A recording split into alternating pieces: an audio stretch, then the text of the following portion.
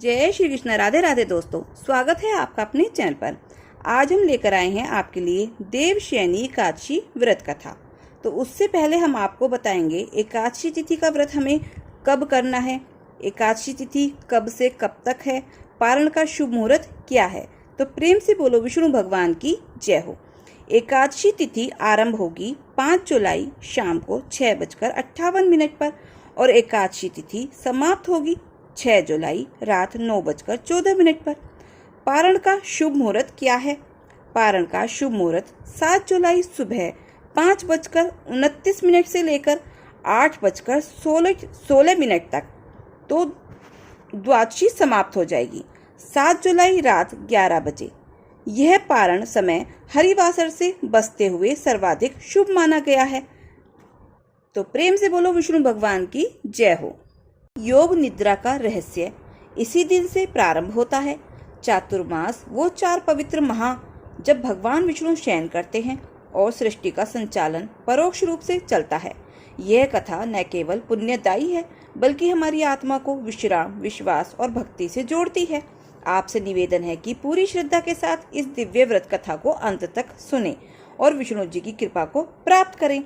प्राचीन समय की बात है जब त्रेता युग का स्मृत काल था। भगवान विष्णु जो संपूर्ण सृष्टि के पालन करता है, उन्होंने ब्रह्मा जी के आदेश पर सृष्टि संचालन का उत्तरदायित्व संभाला था। परंतु हर वर्ष आषाढ़ शुक्ल पक्ष की एकादशी को भगवान विष्णु योग निद्रा में चले जाते हैं। यह दिन देवशयनी एकादशी कहलाता है और तभी से प्रारंभ होता है चातुर्मास, यानी 4 मासों की अवधि जिसमें भगवान शयन करते हैं। भक्तों के लिए यह समय साधना, उपवास, जाप और संयम का होता है। इस दिन से कार्तिक शुक्ल एकादशी तक भगवान श्री हरि विश्राम करते हैं और लक्ष्मी जी उनकी सेवा में लीन हो जाती हैं। कहते हैं जब भगवान विष्णु शयन करते हैं तब उनका सुदर्शन चक्र भी मात यानी निष्क्रिय अवस्था में चला जाता है। चक्र जो दुष्टों के विनाश का प्रतीक है, वो भी भगवान के साथ विश्राम करता है। अतः इस समय कोई भी बड़ा शुभ कार्य जैसे विवाह, गृह प्रवेश, मुंडन आदि नहीं किए जाते। देवशयनी एकादशी से लेकर देवउठनी एकादशी तक के 4 महीनों को देवता, ऋषि और स्वर्गलोक तक विश्राम की अवस्था में चले जाते हैं। आइए अब जानते हैं देवशयनी एकादशी 2025 पर दिए जाने वाले शुभ दान और उपहार। जो व्यक्ति इस एकादशी के दिन श्रद्धा से दान करता है उसे अक्षय पुण्य की प्राप्ति होती है। यह दिन चातुर्मास के आरंभ का होता है और इस दिन किया गया दान 4 महीनों तक पुण्य देता है। तुलसी का पौधा, विष्णु प्रिय तुलसी जी का दान सर्वश्रेष्ठ माना गया है। यह 7 जन्मों का पुण्य देता है। शंख, चक्र या विष्णु भगवान की मूर्ति, शालिग्राम सहित श्री हरि के प्रतीक वस्तुओं का दान विष्णु लोक की प्राप्ति कराता है। जल पूर्ण घड़ा, पूर्ण कुंभदान, जल से भरे तांबे या पीतल के लोटे या कलश का दान प्यासे को जीवन देने के बराबर होता है। पीला वस्त्र या वस्त्र दान, पीला रंग विष्णु जी का प्रिय है। गरीबों को पीले वस्त्र या धोती दान करना विशेष फलदायी होता है। 7 अनाज, सप्त धान्य दान, गेहूं, चना, चावल, जौ, मूंग, उड़द, तिल, इनका दान वर्षा और अन्न की कृपा को बढ़ाता है। घी, शक्कर और पंचामृत सामग्री, भगवान के पूजन के बाद घी, शक्कर, मिश्री, शहद, दूध आदि का दान ब्राह्मण या जरूरतमंद को देना चाहिए। छाता और चप्पल, वर्षा ऋतु बरसात के समय निर्धनों को छाता, चप्पल, रेनकोट आदि देना अत्यंत पुण्यकारक होता है। पंखा या मिट्टी के बर्तन, शीतलता प्रदान करने वाली वस्तुएं विशेषकर ग्रामीण क्षेत्रों में देना चातुर्मास में अत्यधिक फलदायी होता है। भोजन दान, अन्न क्षेत्र सेवा, इस दिन भूखों को भोजन कराना, प्याऊ में पानी पिलाना अथवा अन्नदान अत्यंत शुभ होता है। धूप, दीप, बाती, तेल, मंदिर, तीर्थ स्थान या घरों में उपयोग हेतु दीपक, बाती, तेल, तिल का तेल आदि का दान देना भगवान विष्णु को अत्यंत प्रिय है। उपहार में क्या दे सकते हैं हम? तो भागवत गीता या विष्णु सहस्त्र नाम पुस्तिका किसी को भी भेंट में देना आध्यात्मिक जागरूकता बढ़ाता है। तुलसी की माला या श्री विष्णु लॉकेट शुभ रक्षा सूत्र के रूप में काम करता है। चंदन का डिब्बा या चंदन की माला शीतलता और श्रीहरि के पूजन हेतु उपयोगी। पीली मिठाई, बेसन के लड्डू, केसर, पेड़ा, भोग स्वरूप भगवान को अर्पण कर जरूरतमंदों को देना चाहिए। देवशयनी एकादशी की कथा श्री कृष्ण द्वारा युधिष्ठिर को सुनाई गई। एक बार महाभारत काल में जब पांडव वनवास में थे, उस समय धर्मराज युधिष्ठिर ने श्री कृष्ण से विनम्रता से पूछा, हे मधुसूदन, कृपया मुझे आषाढ़ शुक्ल एकादशी का नाम, महत्व और उस दिन किए जाने वाले व्रत की विधि विस्तार से बताएं। तब भगवान श्री कृष्ण ने मुस्कुराते हुए कहा, हे धर्मराज, यह एकादशी अत्यंत पुण्यदायिनी है। इसका नाम है देवशयनी एकादशी। इसी दिन से चातुर्मास का शुभारंभ होता है, जब भगवान विष्णु क्षीर सागर में शेषनाग की शैया पर योग निद्रा में चले जाते हैं। यह व्रत सभी पापों को नष्ट करने वाला, समस्त सुखों को प्रदान करने वाला और अंत में मोक्ष देने वाला होता है। फिर श्री कृष्ण ने राजा मानधाता की कथा सुनाई, जिसमें उन्होंने इस व्रत को करके अपने राज्य के भयंकर अकाल से मुक्ति पाई थी। श्री कृष्ण ने यह भी बताया कि इस दिन जो व्यक्ति उपवास करता है, तुलसी से श्रीहरि की पूजा करता है, रात भर जागरण करता है, वह जन्म जन्मांतर के पापों से मुक्त हो जाता है। श्री कृष्ण ने कहा, हे युधिष्ठिर, जो मनुष्य आषाढ़ शुक्ल एकादशी का व्रत करता है, वह भगवान विष्णु के अत्यंत प्रिय बन जाता है। इस व्रत से ही शुभ कर्मों की शुरुआत होती है और अशुभ कार्यों पर विराम लगता है। इस दिन से देवगण, ऋषि मुनि, यहाँ तक कि ग्रह नक्षत्र भी विश्राम की अवस्था में चले जाते हैं। इस प्रकार भगवान श्री कृष्ण ने युधिष्ठिर को देवशयनी एकादशी का दिव्य महत्व समझाया और स्वयं इस व्रत के पालन की प्रेरणा दी। प्राचीन समय की बात है, जब धर्म, सत्य और मर्यादा ही जीवन के मूल मंत्र हुआ करते थे। सूर्यवंश में एक अत्यंत प्रतापी और धर्मनिष्ठ राजा का जन्म हुआ, जिनका नाम था राजा मानधाता। वे न केवल शक्तिशाली राजा थे, अपितु एक तपस्वी, दानी और प्रजावत्सल शासक भी थे। उनके राज्य में किसी को कोई कष्ट नहीं था। न्याय और धर्म का राज्य था। ब्राह्मण वेदों का पाठ करते थे, यज्ञ होते थे, गोपालन होता था और जनता का जीवन सरल, शांतिपूर्ण और सुखी था। परंतु एक समय ऐसा आया जब अचानक राज्य में भयंकर अकाल पड़ गया। आकाश में बादल तो थे, पर वर्षा नहीं हो रही थी। नदियां सूख गईं, तालाब कीचड़ से भर गए, पशु पक्षी भूख प्यास से तड़पने लगे, खेत बंजर हो गए, अन्न के भंडार खाली होने लगे और लोगों में भय का वातावरण उत्पन्न हो गया। राजा मानधाता ने तुरंत ब्राह्मणों, वेदज्ञों और ऋषियों से परामर्श किया। उन्होंने अनेक प्रकार के यज्ञ, हवन और अनुष्ठान करवाए, वनों में जाकर तपस्या की, दान दिए, अन्न क्षेत्र खोले, लेकिन प्रकृति फिर भी मौन रही। सूर्य तपता रहा, धरती दरारों से भर गई और निराशा फैलने लगी। तब राजा ने एक दिन सोचा कि हो ना हो, यह कोई आध्यात्मिक कारण है, मुझे स्वयं इस संकट का समाधान खोजना होगा। वे घोड़े पर सवार होकर जंगलों में, तीर्थों में, आश्रमों में ऋषियों की खोज में निकल पड़े। कई दिन की यात्रा के बाद वे एक पुण्य भूमि पर पहुंचे, जहां महान तपस्वी ऋषि अंगिरा गहन तपस्या में लीन थे। राजा ने नतमस्तक होकर उन्हें प्रणाम किया और विनय पूर्वक कहा, मुनिवर, मैं आपकी शरण में आया हूँ। मेरे राज्य में भीषण अकाल पड़ा है। न जन, न पशु, न वनस्पति, कोई भी सुखी नहीं है। कृपया कोई उपाय बताइए जिससे मेरी प्रजा की रक्षा हो सके। मुनि अंगिरा ने नेत्र खोले, राजा से ध्यान से राजा को देखा और बोले, राजन, यह कोई संकट साधारण नहीं है। जब सृष्टिकर्ता स्वयं विश्राम करते हैं, तब प्रकृति भी उनके साथ शांति में लीन हो जाती है। यह समय है देवशयनी एकादशी का। आषाढ़ शुक्ल एकादशी को भगवान विष्णु योग निद्रा में चले जाते हैं और तभी से 4 महीनों का चातुर्मास प्रारंभ होता है। यदि तुम इस विशेष व्रत को पूरे मन से करोगे और प्रजा से भी इसका पालन करवाओगे, तो भगवान श्री हरि की कृपा से सब कुछ पुनः सुचारू हो जाएगा। यह सुनते ही राजा को जैसे जीवन का नया मार्ग मिल गया। वे तुरंत अपने महल लौटे और अगली देवशयनी एकादशी की तैयारी में लग गए। पूरे नगर में घोषणा करवाई गई, भगवान विष्णु की सेवा हेतु हम सब देवशयनी एकादशी का व्रत करेंगे। जो भी भक्त इस दिन व्रत करेगा, रात्रि को जागरण करेगा, श्री हरि की पूजा करेगा, उसे अक्षय पुण्य प्राप्त होगा।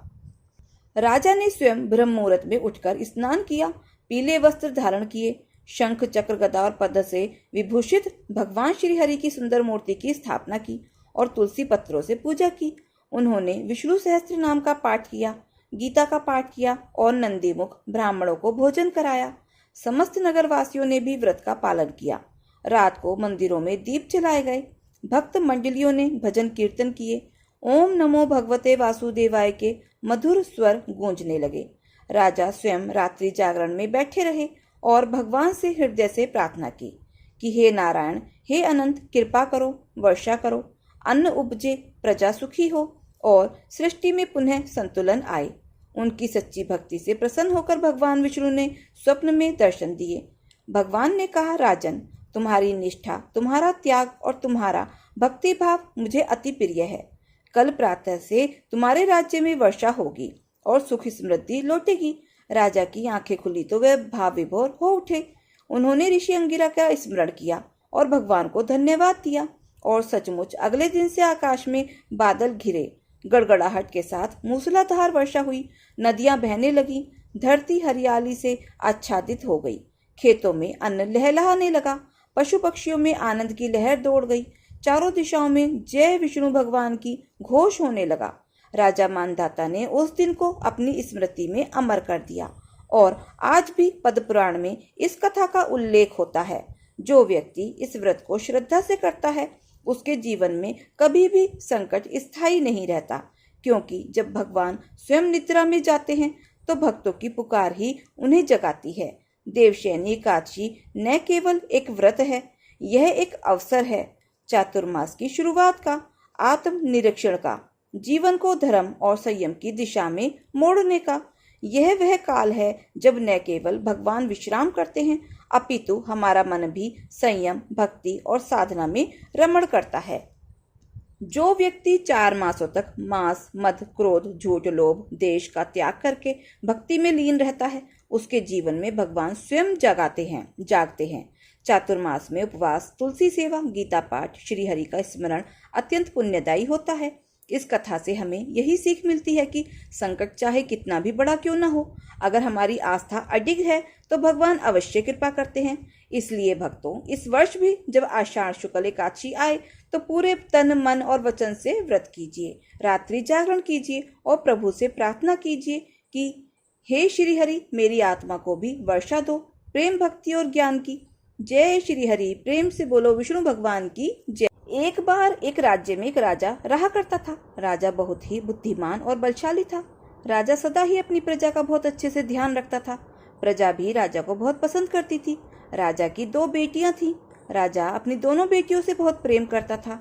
राजा की छोटी बेटी देखने में बहुत सुंदर और आकर्षक थी और राजा की बड़ी बेटी छोटी बेटी के मुकाबले थोड़ी कम सुंदर थी। राजा की छोटी बेटी माता की पूजा किया करती थी और सभी लोग राजा की छोटी बेटी से बहुत प्रेम करते थे और बहुत प्रशंसा भी किया करते थे। राजा भी अपनी छोटी बेटी को बड़ी बेटी से अधिक प्रेम किया करते थे, जिसका कारण राजा की बड़ी बेटी को अपनी छोटी बहन से बहुत जलन होने लगी। जब दोनों बेटियां बड़ी हो गईं, तब एक पड़ोसी राज्य का राजकुमार राजा की बड़ी बेटी के लिए रिश्ता लेकर आया। लेकिन जैसे ही उस राजकुमार की नजर राजा की छोटी बेटी पर पड़ी, वह पहली नजर में ही उससे प्रेम करने लगा। उसने राजा की बड़ी बेटी से विवाह करने से मना कर दिया और कहा कि वह आपकी छोटी बेटी से विवाह करना चाहता है।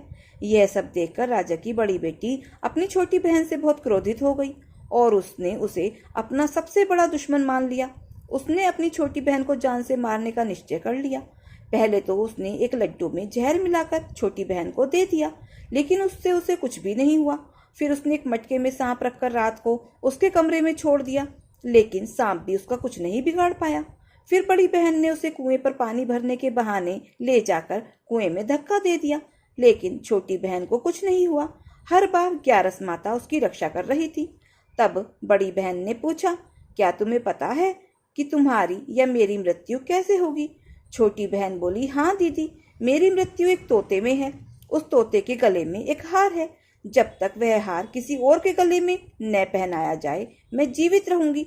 यदि कोई उस हार को पहन ले तो मैं मूर्छित हो जाऊंगी, और जब वह हार उतार दिया जाए तो मैं वापस जीवित हो जाऊंगी।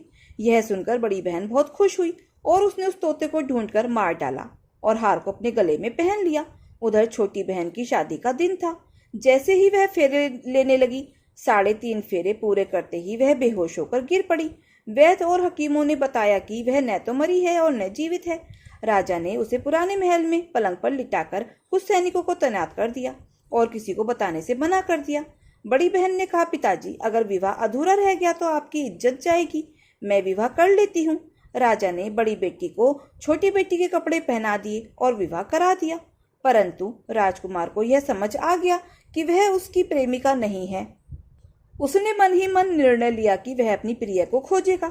एक दिन राजकुमार पुराने महल के पास से निकला और वहां जाकर सैनिकों से पूछा, यहाँ कौन है?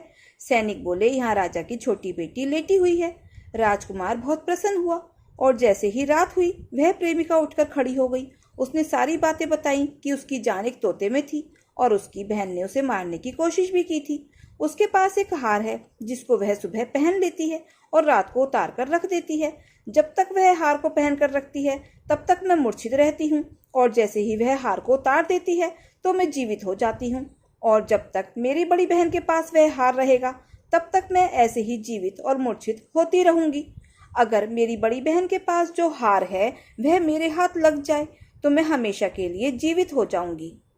राजकुमार यह सब बातें सुनकर राजा की छोटी बेटी के पास रहने का निर्णय ले लेता है और उसने अपने बचे हुए सारे फेरे उस पलंग पर लेटी हुई राजकुमारी यानी राजा की छोटी बेटी के साथ ले लेता है और अपना विवाह पूर्ण कर लेता है और फिर वहीं पर रहने लगता है। देखते ही देखते कुछ समय में राजा की छोटी बेटी और राजकुमार की पत्नी गर्भवती हो जाती है। एक दिन राजकुमार को किसी काम से बाहर जाना पड़ा। तब छोटी बहन के पेट में बहुत तेज दर्द होने लगा, जिसके बाद उसने माता का आह्वान किया। उसके पश्चात वहां माता प्रकट हुई और उन्होंने अपने भक्त के दर्द को दूर किया तथा एक पुत्र की प्राप्ति करवाई। उसी समय अचानक से राजकुमार भी वहां आ गया। राजकुमार ने ग्यारस माता को देखा तो वह आश्चर्यचकित हो गया और उसने तुरंत ग्यारस माता को प्रणाम किया। ग्यारस माता ने राजकुमार से कहा, जब तुम्हारा पुत्र 5 वर्ष का हो जाए तो तुम आकर अपनी पत्नी का हार इसके गले में डाल देना। देखते ही देखते राजकुमार और राजा की छोटी बेटी का पुत्र 5 वर्ष का हो जाता है। तब राजकुमार अपने बेटे से कहता है, बेटा मैं कुछ काम से बाहर जा रहा हूँ, तुम अपनी माता का ध्यान रखना, और वहां से चला जाता है। राजा को बाहर निकलता देख बड़ी बहन के सैनिक देख लेते हैं और जाकर सारी बातें बड़ी बहन को बता देते हैं, जिसके बाद बड़ी बहन अपनी छोटी बहन के पुत्र को वहां से उठवा लेती है और उसे मरवा देती है। छोटी बेटी के पुत्र के 2 टुकड़े करवा देती है। पहला टुकड़ा चक्की के पास छुपा देती है और दूसरा टुकड़ा अपने पलंग के नीचे रख लेती है। अब ग्यारस माता भिखारी का रूप लेकर आती हैं और एक भिक्षुक का वेश धारण करके बड़ी बहन के पास जाती हैं। वहां पर भिक्षा मांगने लगती हैं।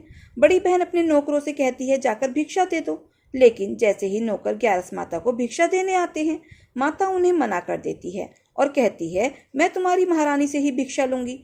तब बड़ी बहन स्वयं ही भिक्षा देने के लिए माता के पास आती है। तब माता एक बिल्ली का रूप रखकर उसके कमरे में चली जाती हैं और वहां पर छोटी बेटी के पुत्र के 2 टुकड़ों को आपस में जोड़ देती हैं और उसे जीवित कर देती हैं। फिर उसे वहां से ले जाती हैं। राजकुमार अपने बेटे को लेकर अपनी पत्नी के पास जाता है और उससे कहता है, तुम इसका ध्यान रखना, अगर तुम इस बच्चे का अच्छे से ध्यान रखोगी तो मैं तुमसे बात करूंगा।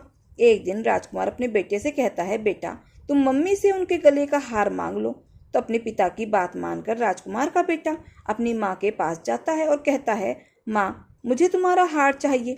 यह सुनकर पहले तो बड़ी बहन बहुत क्रोधित हो जाती है, पर उसे यह याद आता है कि राजकुमार ने कहा था कि अगर मैं इस बच्चे का ध्यान अच्छे से रखूंगी तो वह मुझसे बात करेंगे। इसी कारण वह उस बच्चे को दे देती है और वह बच्चा हार को तुरंत ले जाकर अपने पिताजी को दे देता है। तभी राजकुमार अपने बेटे को लेकर वहां से जाने लगता है और अपनी पत्नी से कहता है, तुम हमारे लिए खाना बनाकर रखना, मैं शाम को आकर तुम्हारे साथ खाना खाऊंगा। और वह अपने बेटे को लेकर वहां से चला जाता है। इसके बाद वह राजा के पास जाकर सारी बातें बता देता है। राजा अपनी बड़ी बेटी की यह करतूत सुनकर बहुत क्रोधित होते हैं और अपनी परवरिश पर ही दोष देने लगते हैं। वह राजकुमार को अपनी छोटी बेटी के साथ रहने का आदेश देते हैं।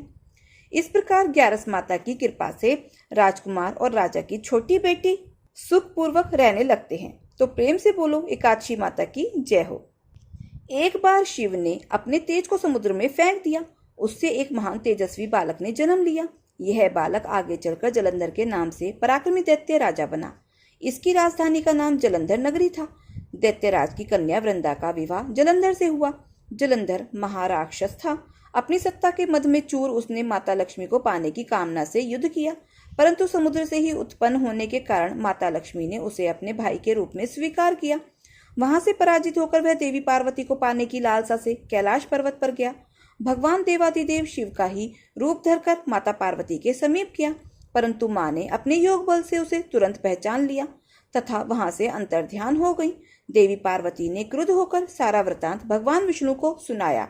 जलंधर की पत्नी वृंदा अत्यंत पतिव्रता स्त्री थी। उसी के पतिव्रत धर्म की शक्ति से जलंधर ना तो मारा जा सकता था और ना ही पराजित होता था। इसीलिए जलंधर का नाश करने के लिए वृंदा के पतिव्रत धर्म को भंग करना बहुत आवश्यक था। इसी कारण भगवान विष्णु ऋषि का वेश धारण कर वन में जा पहुंचे। वहां वृंदा अकेली भ्रमण कर रही थी। भगवान के साथ 2 मायावी राक्षस भी थे, जिन्हें देखकर वृंदा भयभीत हो गई। ऋषि ने वृंदा के सामने पल में दोनों को भस्म कर दिया। उनकी शक्ति देखकर वृंदा ने कैलाश पर महादेव के साथ युद्ध कर रहे अपने पति के जलंधर के बारे में पूछा। ऋषि ने अपने माया जाल से 2 वानर प्रकट किए। एक वानर के हाथ में जलंधर का सिर था तथा दूसरे के हाथ में धड़। अपने पति की यह दशा देखकर वृंदा मूर्छित होकर गिर पड़ी। होश में आने पर उन्होंने ऋषि रूपी भगवान से विनती की कि वह उनके पति को जीवित कर दें। भगवान ने अपनी माया से पुनः जलंधर का सिर धड़ से जोड़ दिया, परंतु स्वयं भी वह उसी शरीर में प्रवेश कर गए। वृंदा को इस छल का तनिक भी आभास न हुआ। जलंधर बने भगवान के साथ वृंदा पतिव्रता का व्यवहार करने लगी, जिससे उसका सतीत्व भंग हो गया। ऐसा होते ही वृंदा का पति जलंधर युद्ध में हार गया। इस सारी लीला का जब वृंदा को पता चला तो उसने क्रुद्ध होकर भगवान विष्णु को हृदयहीन शिला होने का श्राप दिया। अपने भक्त के श्राप को भगवान विष्णु ने स्वीकार किया और शालिग्राम पत्थर बन गए। सृष्टि के पालनकर्ता के पत्थर बन जाने से ब्रह्मांड में असंतुलन की स्थिति हो गई। यह देखकर सभी देवी देवताओं ने वृंदा से प्रार्थना की वह भगवान विष्णु को श्राप मुक्त कर दे। वृंदा ने भगवान विष्णु को श्राप मुक्त कर स्वयं आत्मदाह कर लिया। जहाँ वृंदा भस्म हुई वहां तुलसी का पौधा उगा। भगवान विष्णु ने वृंदा से कहा, हे वृंदा, तुम अपने सत्व के कारण मुझे लक्ष्मी से भी अधिक प्रिय हो गई हो। अब तुम तुलसी के रूप में सदा मेरे साथ रहोगी। तब से हर साल कार्तिक महीने के देवउठनी एकादशी के दिन तुलसी विवाह के रूप में मनाया जाता है। जो मनुष्य मेरे शालिग्राम रूप के साथ तुलसी का विवाह करेगा उसे इस लोक और परलोक में विपुल यश प्राप्त होगा। उसी दैत्य जलंधर की यह भूमि जलंधर नाम से विख्यात है। सती वृंदा का मंदिर वहां स्थित है। कहते हैं कि इस स्थान पर एक प्राचीन गुफा भी थी जो सीधी हरिद्वार तक जाती थी। सच्चे मन से 40 दिन तक सती वृंदा देवी के मंदिर में पूजा करने से सभी मनोरथ पूर्ण होते हैं। तो ये कथा कहानी और जानकारी आपको कैसी लगी तो कमेंट बॉक्स में जरूर बताएं, और अगर अच्छी लगी हो तो प्लीज़ वीडियो को लाइक शेयर और सब्सक्राइब अवश्य करें। अपना प्यार और सहयोग दें। मिलते हैं फिर ऐसे ही नई कथा कहानियों के साथ, जानकारी के साथ। धन्यवाद। प्रेम से बोलो विष्णु भगवान की जय हो।